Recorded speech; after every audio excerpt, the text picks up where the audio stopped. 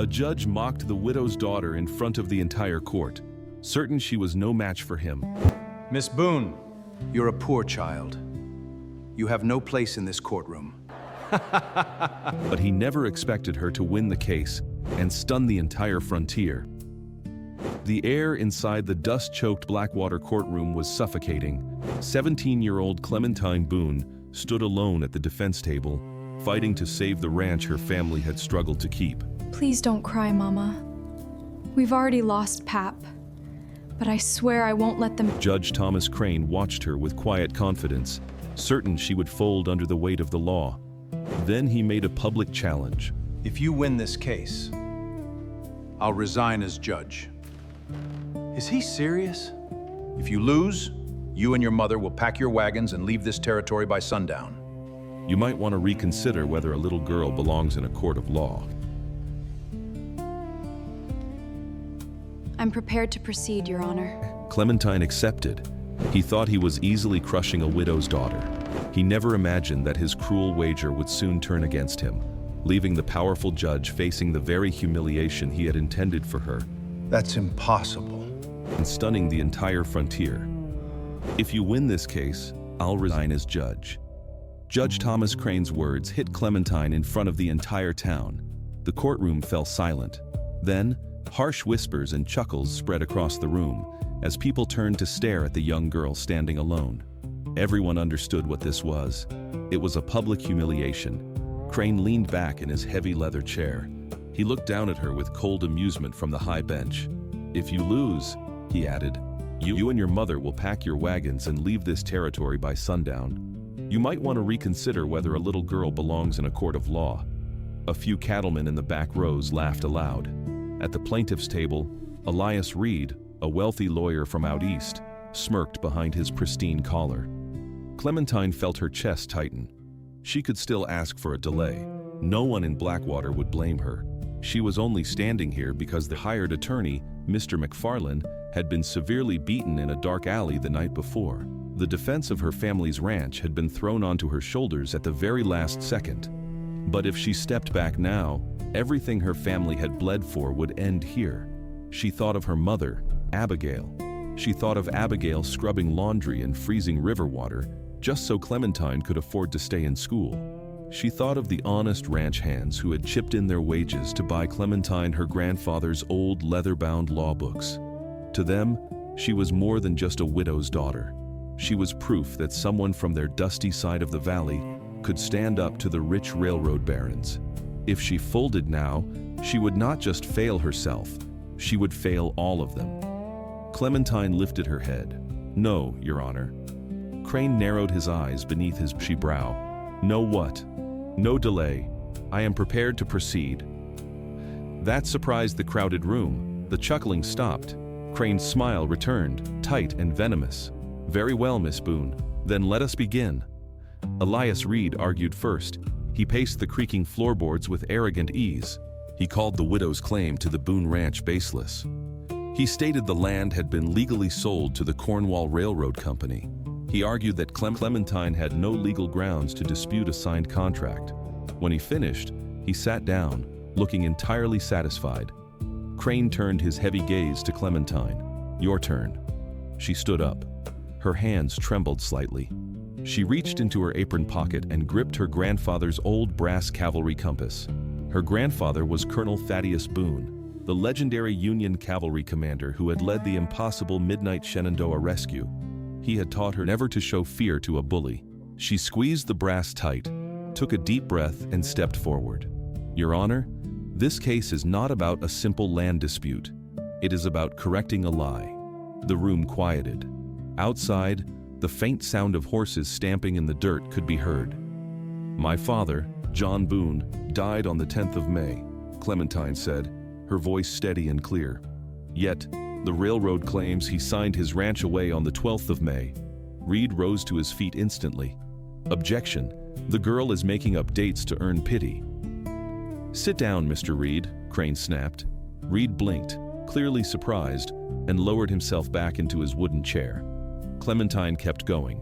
The railroad wants this court to believe my father rose from the grave to sign a piece of paper. But a dead man cannot hold a pen.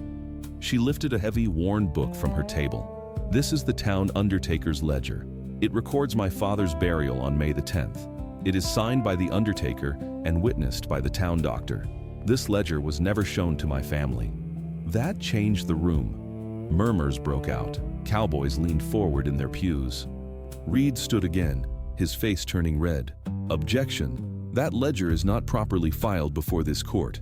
It was lost." "It was buried," Clementine said firmly, staring directly at the bench. "Because someone in this town wanted it buried." Crane's expression shifted. It happened only for a split second, but Clementine saw it clearly. Fear. He struck the gavel violently. "This court will recess until tomorrow morning, pending review of this new evidence." Gasps spread through the sweltering room. People stood up immediately. Local reporters rushed out the double doors to wire the story. Reed looked rattled, hastily gathering his papers. Judge Crane rose from the bench and disappeared into his private chambers without another word.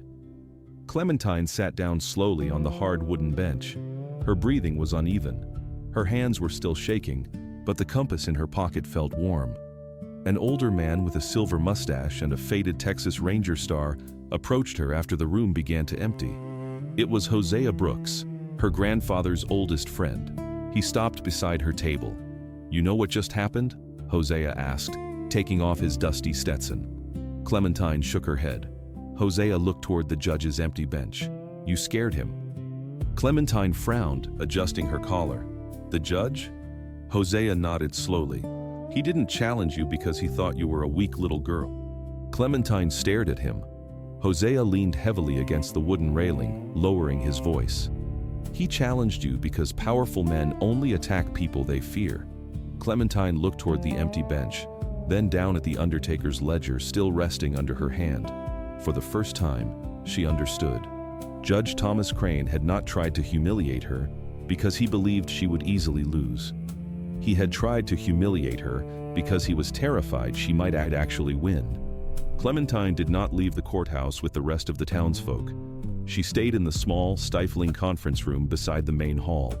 She stared at the undertaker's ledger spread across the scarred pine table. The adrenaline from the confrontation was slowly draining out of her body, leaving her exhausted. Hosea Brooks closed the heavy door behind him, muting the sounds of the street outside. "You understand what this means now?" he asked, pulling up a chair. Clementine looked up, wiping a bead of sweat from her forehead. That Judge Crane panicked. Hosea nodded once. "Judges like him do not panic over routine paperwork. They rule on forged deeds every week." Clementine stared at the ledger again. "Then why did he run?" Hosea rested his weathered hands on the table. "Because that ledger should not exist in your file. It was supposed to be burned." The words settled heavily in the quiet room. The ticking of the grandfather clock in the corner suddenly seemed very loud. Clementine frowned. "What are you saying, Hosea?" "I'm saying someone hid that evidence months ago," Hosea said gently. "And if Crane reacted like a spooked horse the moment he saw it, then there is a mighty good chance he knows exactly why it was hidden." Clementine felt her stomach tighten. He was involved in stealing the ranch. Hosea said nothing. He didn't need to. Clementine leaned back slowly in her chair. The possibility had already begun forming in her mind during the hearing, but hearing it spoken aloud made it real. Judge Thomas Crane was not just biased against her family. He might be directly connected to her father's forged signature. Hosea folded his arms. "If that is true, Clem, this stops being a simple courtroom fight. It becomes something much bigger. You're taking on the men who run this frontier." Clementine looked at him, her grandfather's steel entering her eyes. "Then we prove it." Hosea studied her for a long moment, then smiled softly. "Good answer." He reached into his dusty saddlebag and slid a thick stack of tied papers across the table. "Original county land archives. I pulled them from the record office while the clerk was out to lunch.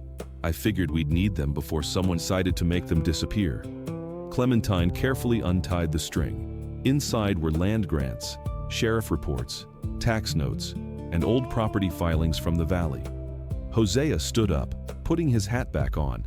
"You have until tomorrow morning before Crane regains his nerves and takes control of that courtroom. If there is a string tying him to the railroad's theft, find it tonight." He gave her a respectful nod and stepped out into the hall. Clementine spent the next 4 hours going page by page through the dusty files. The room grew dark. She lit a kerosene lamp, the yellow flame casting long shadows against the walls. At first, it looked like ordinary frontier paperwork: property lines, cattle counts, procedural filings. Then, she found it: a foreclosure order on a neighboring ranch. Her blue eyes narrowed. It was dated just 6 days before her father died. The signature at the bottom read, "Thomas Crane, Chief Attorney for Cornwall Railroads." Clementine froze. Her pulse quickened. Crane had not always been a judge. Before he wore the black robe, he had been the lead lawyer for the very railroad company now trying to steal her land. He had personally signed the orders pushing out local families. She flipped through the next pages faster. Another memo, then another, each bearing his signature, each connecting him deeply to Cornwall's land grabs. Hosea was right. Crane was not simply presiding over this hearing as a neutral judge. He was sitting in judgment over a theft he had likely helped plan. Clementine grabbed the telegraph forms from the desk and ran down the street to the telegraph office. She paid the operator to send a secure message to Hosea at the saloon.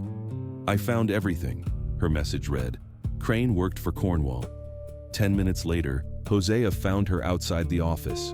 He looked at the paperwork in her hands and exhaled a long, heavy breath into the cool night air. God help him. The next morning, the Blackwater courthouse was even fuller than the day before. Word had spread through the saloons and boarding houses. People were no longer here to watch a young girl fail.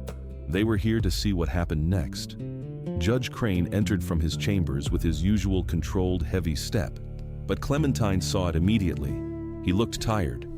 The skin beneath his eyes was dark. He was sharper, more alert. He knew the stakes now. Elias Reed rose as the proceedings began, smoothing his expensive silk vest. "Your Honor, before we continue this frontier circus, the Cornwall Railroad Company moves to strike yesterday's submission in its entirety. Furthermore, we request sanctions against the defense for introducing improper and prejudicial material." Crane looked down at Clementine. "Response?" She stood up. "The railroad wishes to strike the ledger because they cannot explain it." "Objection," Reed barked. Crane overruled him instantly.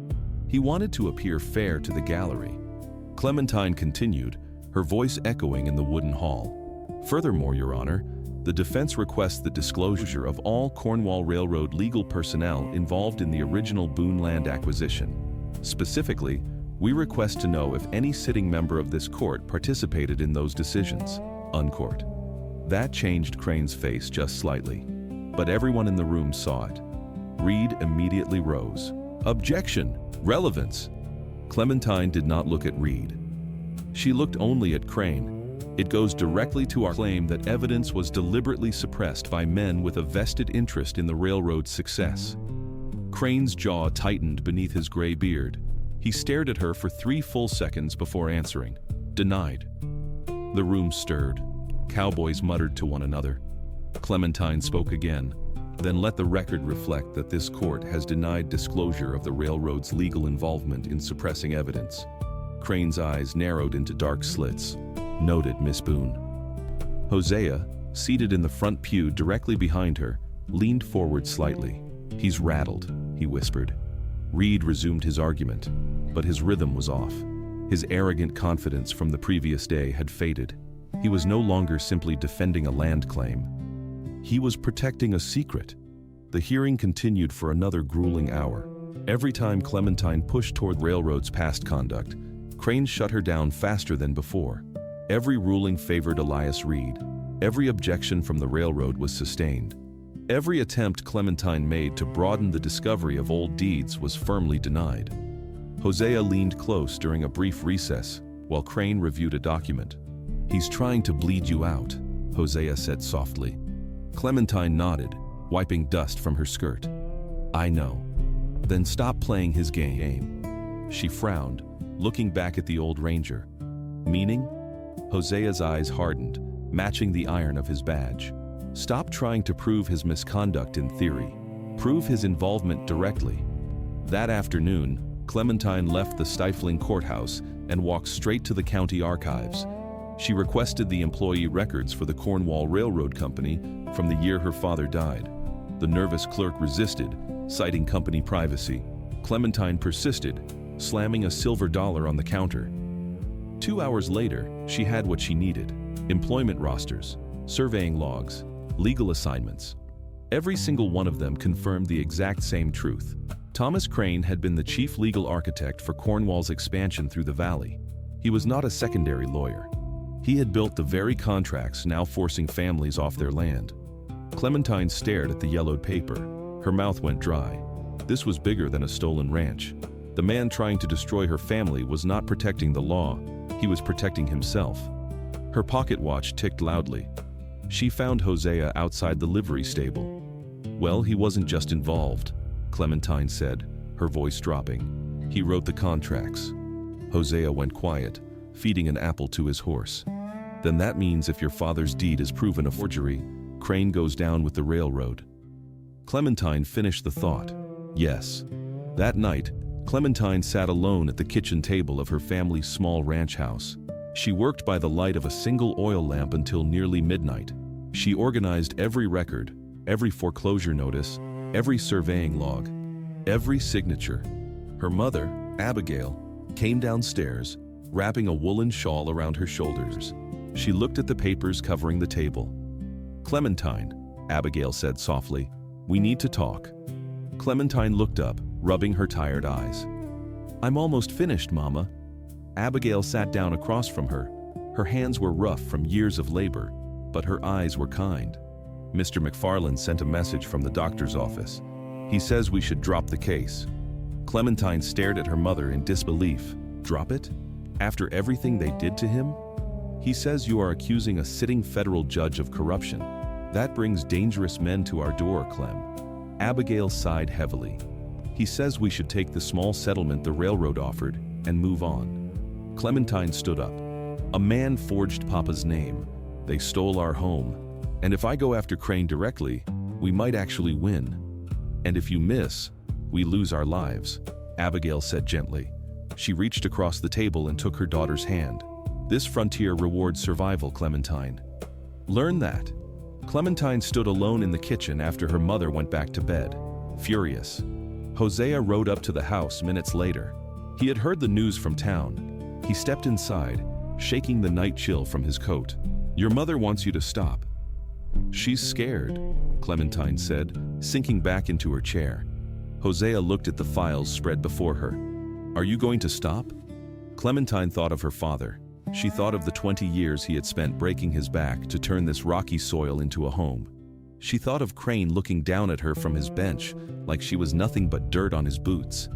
She looked up. "No." Hosea nodded slowly. "Good. Because tomorrow, Clem, this stops being about winning a piece of land."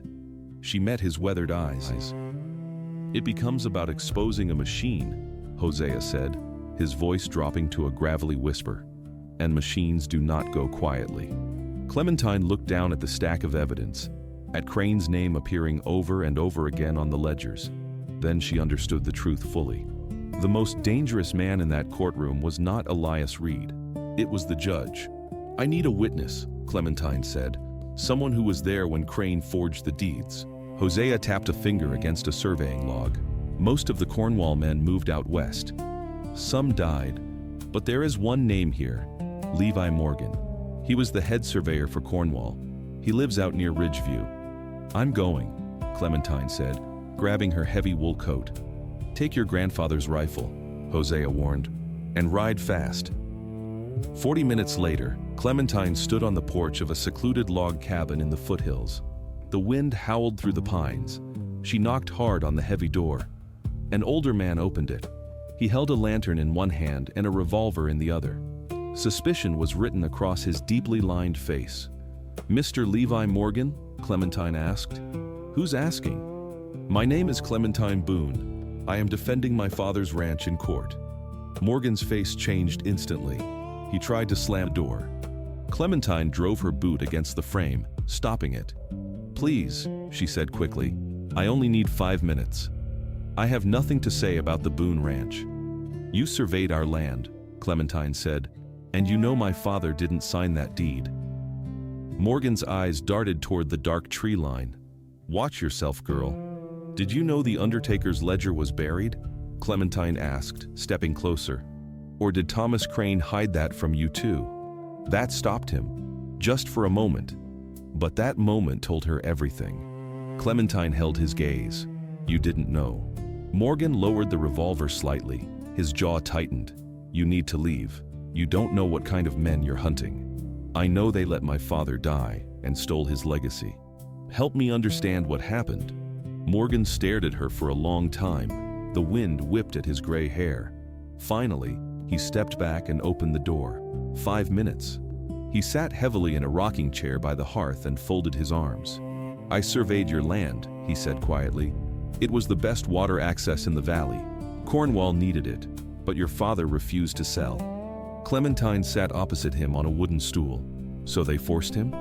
"No," Morgan said, his voice dark. "Crane drafted a fake deed. He told me the railroad had come to a private agreement with John Boone. I believed him, or at least, I chose to."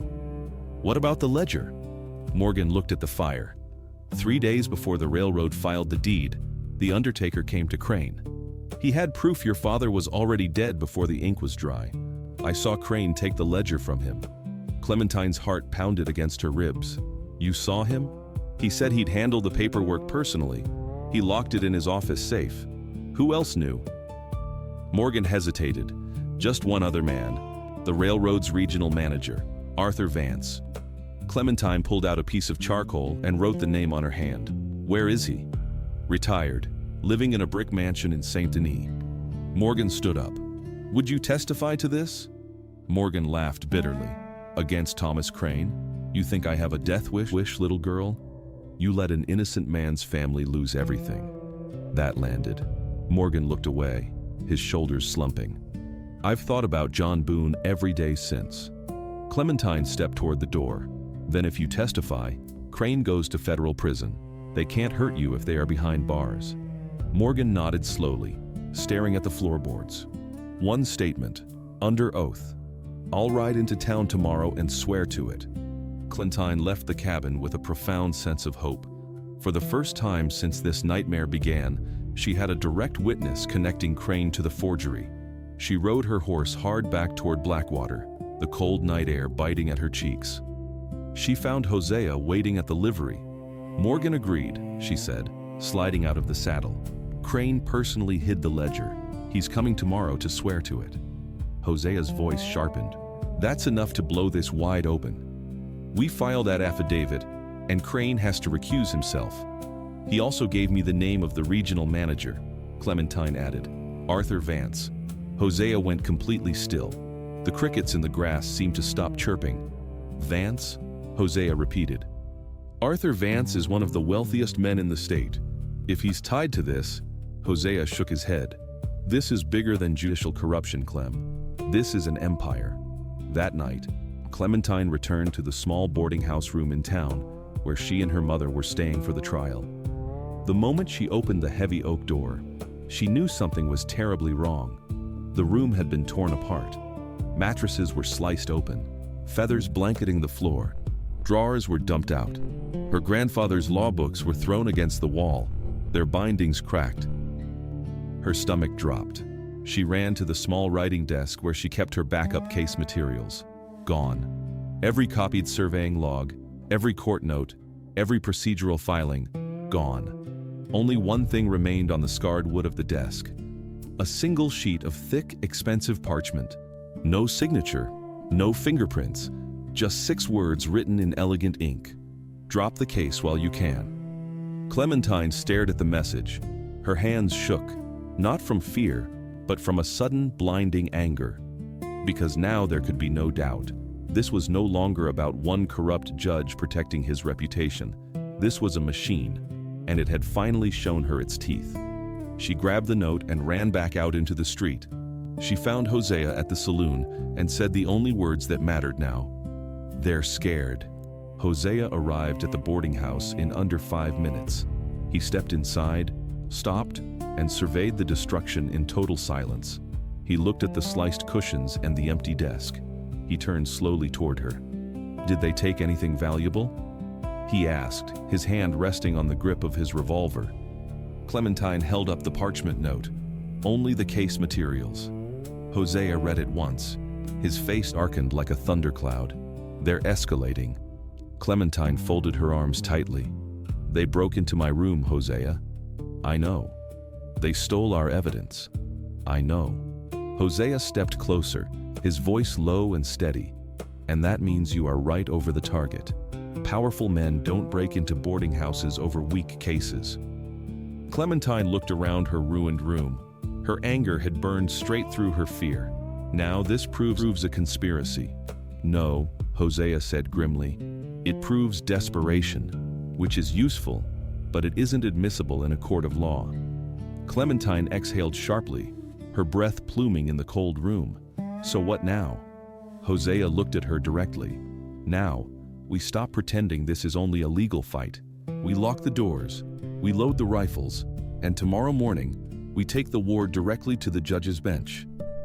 Dawn broke over Blackwater, painting the dusty streets in shades of blood orange and pale gold. The air was biting and cold.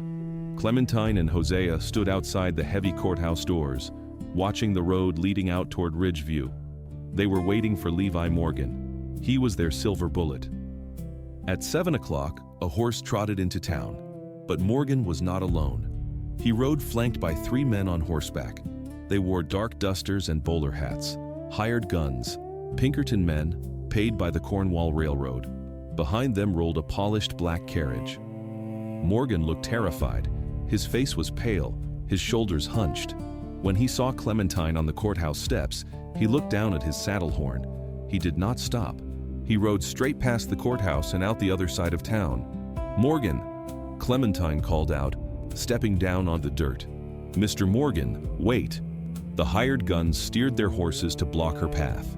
The black carriage rolled to a halt in front of her. The door opened, and a wealthy, impeccably dressed older man stepped out. He leaned heavily on a silver-tipped walking cane. Hosea stepped in front of Clementine, his hand resting casually on his gun belt. "Arthur Vance," Hosea said, his voice like grinding stones. "Hosea Brooks," Vance replied with a thin, polite smile. "I see you are still playing nursemaid to lost causes." Vance turned his cold, gray eyes to Clementine. "Miss Boone, I understand you had a late-night conversation with our former surveyor. Mr. Morgan is an old man. His memory is failing. I reminded him this morning how dangerous it can be to perjure oneself in a federal court." Clementine's hands curled in fists. "You threatened him." "I educated him," Vance corrected smoothly. He adjusted his silk tie. "The railroad built this town, Miss Boone. We own the tracks, we own the bank, and we own the law. Take your mother and leave the valley today. If you walk into that courtroom, you will lose far more than a ranch." Vance tipped his hat and climbed back into his carriage. The Pinkertons followed him away, leaving Clementine standing in the dust. Her witness was gone. The testimony was dead. Clementine felt a wave of crushing despair. She looked at Hosea. The old ranger's face was grim. "They got to him," Clementine whispered, her voice cracking for the first time. "We have nothing." Hosea shook his head slowly. "Not nothing. Morgan told you Crane kept the original ledger in his office safe. Crane used to work out of the Cornwall Operations building next to the bank." "Crane hasn't worked in that building for 5 years, Clementine said. "Exactly," Hosea replied, his eyes narrowing. "When Crane became a judge, he didn't burn his old files. A corrupt man always keeps insurance. He keeps records on the men he works with, just in case they ever try to betray him. If Crane forged your father's deed on Vance's orders, the proof is still in that old railroad safe." Clementine looked at the Cornwall Operations building down the street. It was heavily guarded. "We can't just walk in."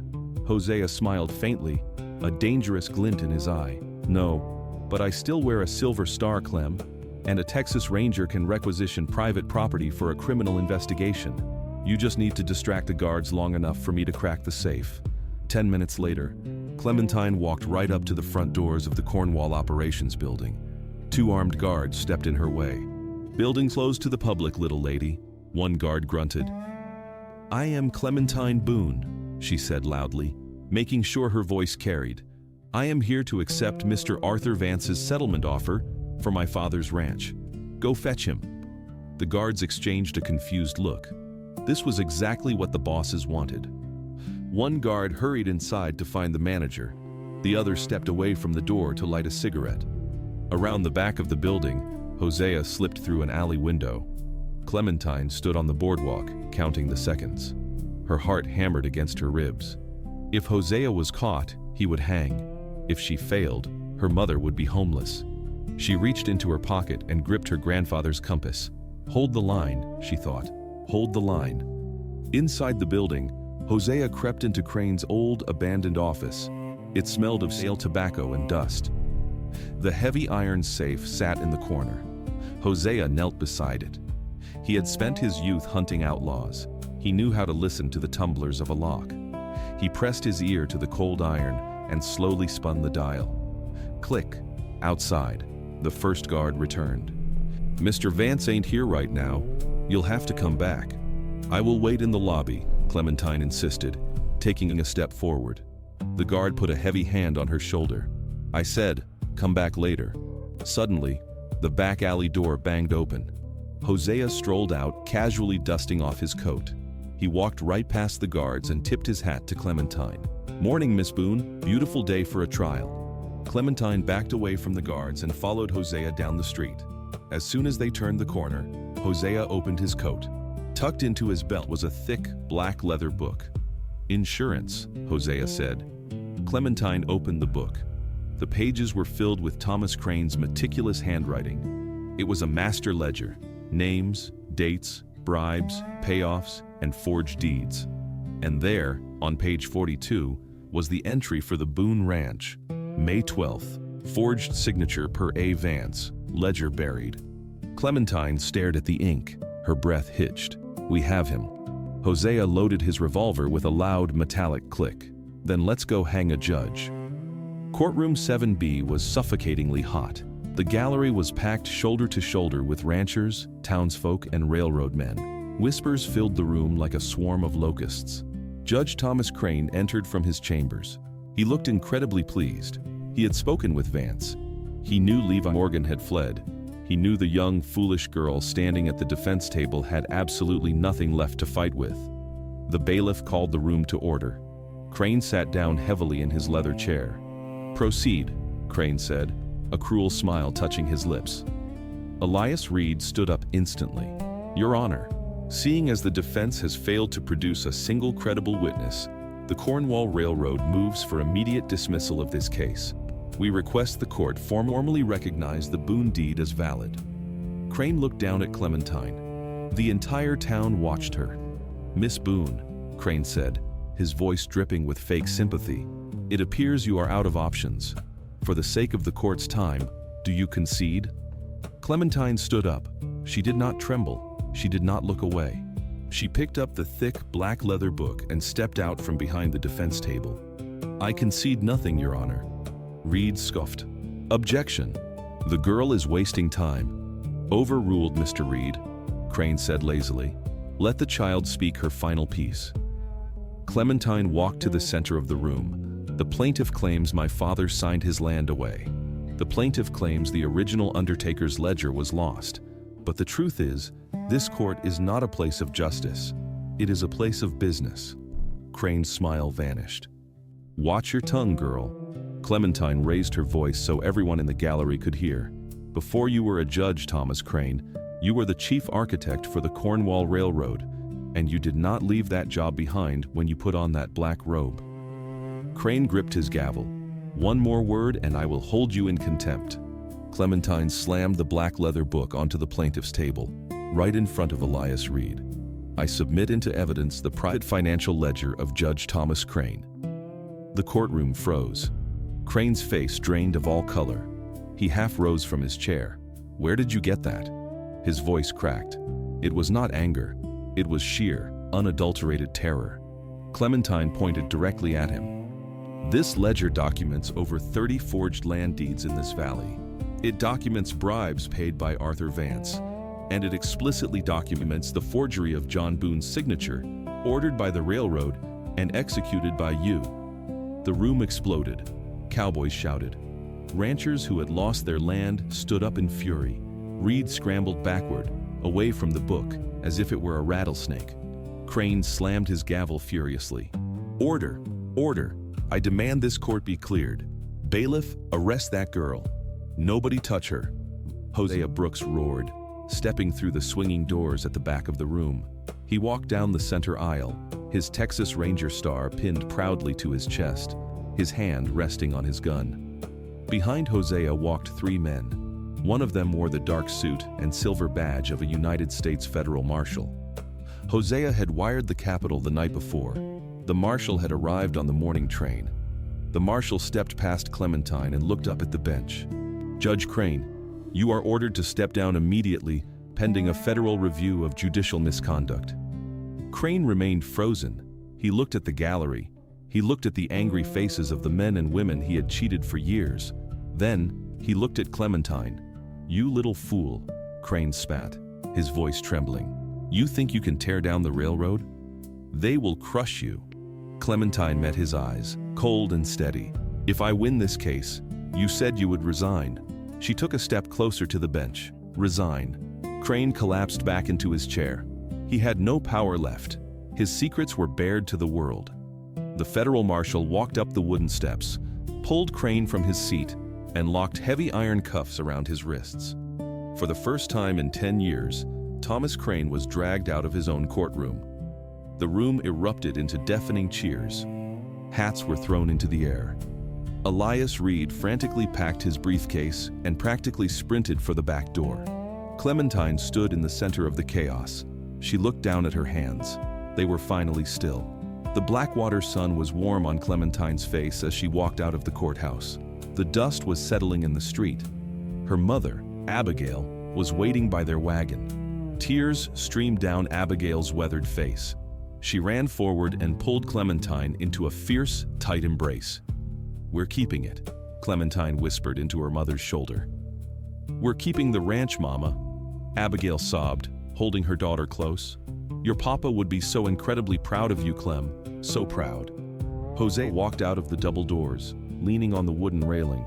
He lit a cigar and smiled around the smoke. Federal Marshal says Arthur Vance is next. The whole Cornwall operation in this valley is being suspended. Half the town is getting their deeds back. Clementine pulled away from her mother and looked at the old ranger. Thank you, Hosea. Don't thank me, kid, Hosea chuckled, tipping his hat. I just opened a safe. You're the one who stared down the devil and didn't blink. Clementine reached into her apron pocket and pulled out her grandfather's brass cavalry compass. She traced the worn metal with her thumb. Thaddeus Boone had used this compass to navigate his men through the darkest, bloodiest nights of the war. He had always told her that true north wasn't just a direction, it was a choice. Judge Crane had looked at a grieving widow and a teenage girl and seen easy prey. He had mistaken their grief for weakness and their poverty for a lack of intelligence. He had challenged her publicly because he believed that justice belonged only to men with money and influence. He had never imagined that a 17-year-old girl would become the end of his empire. Clementine looked out over the sweeping golden plains of the valley. The land was theirs again. The earth her father had bled for was safe. She turned and climbed up onto the wooden bench of their wagon. She took the leather reins in her hands. She was not just a widow's daughter anymore. She was the defender of the valley, and if any other greedy baron ever tried to lay a hand on her home again, they would quickly learn that the Boone family did not break. With a sharp flick of the reins, Clementine guided the wagon out of Blackwater and pointed the horses toward home. And that brings the dust to settle on our story. I share these tales hoping they offer you a quiet escape from your everyday routine. I am always curious how you spend this time. Perhaps you were listening while driving home, washing the evening dishes, or knitting in your favorite chair. Tell me in the comments. I genuinely read them all. I also love hearing which country you are tuning in from to see how far these westerns travel. If you want to catch the next tale, a like and a subscribe mean everything.